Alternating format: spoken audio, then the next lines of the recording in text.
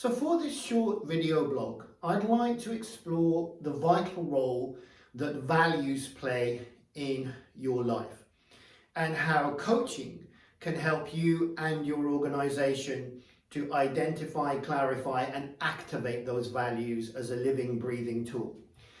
You see, I have been training in the world of coaching and occupational psychology and business and leadership development and team development for the last 20 years or more.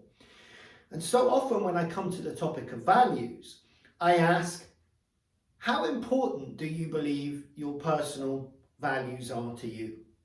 And the majority of people answer, really important. Living a life without values is kind of living a life without any kind of foundations or morals or, core beliefs. And then I ask the next question.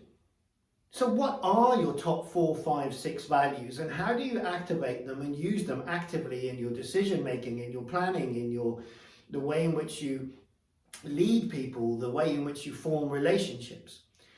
And most people go a little bit quiet there. And most people don't have a clear, conscious answer and say, well, my top values are making a difference, fun, creativity, and change, which mine are. And then I use them in this and this and this way.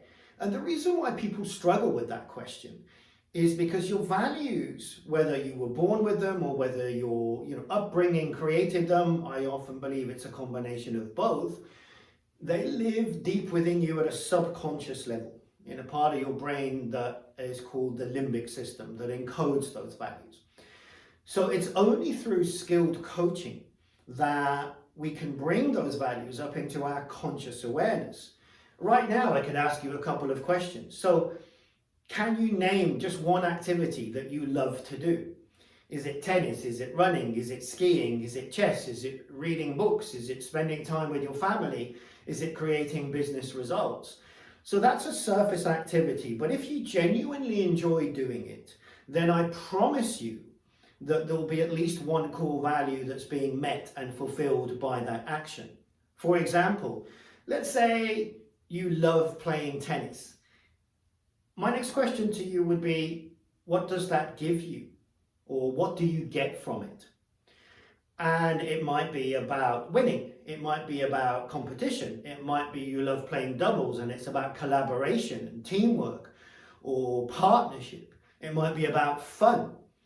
So what is the core value or values that are being met by you enjoying tennis?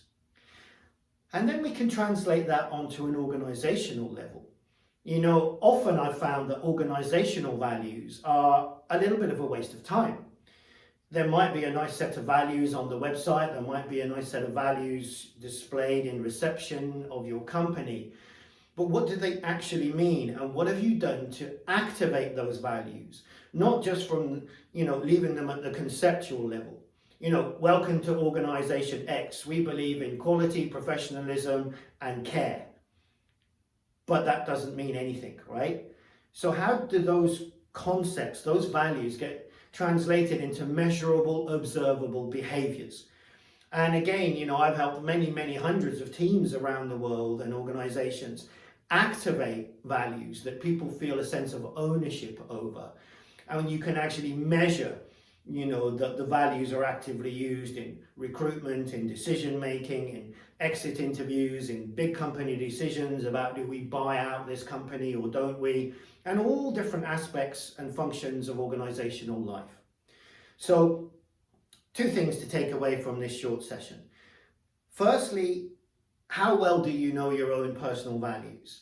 And what are you doing consciously, clearly in your conscious mind, to activate those values? And make sure you use those values as a tool, a kind of like a compass for the way in which you build your life and the way in which you build your company or your career choices. And on an organizational level, do you yet have a clear set of values? And are they uniting people in common, shared, measurable, observable behaviors?